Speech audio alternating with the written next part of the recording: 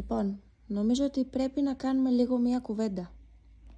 Θέλω να πάρεις το πόδι σου από εκεί, να δει ο κόσμος τι έχεις κάνει.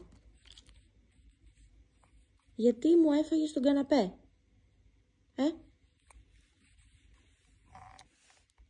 Ποιος το χάλασε εδώ τον καναπέ, αυτά εδώ, ποιος τα έβγαλε από μέσα? Ποιος τα έκανε αυτά?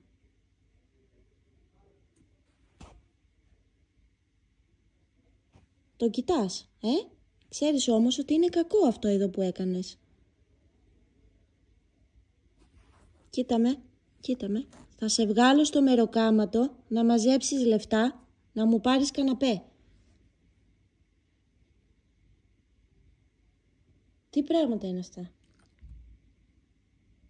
Έχεις παιχνίδια να παίξεις, όχι με τον καναπέ.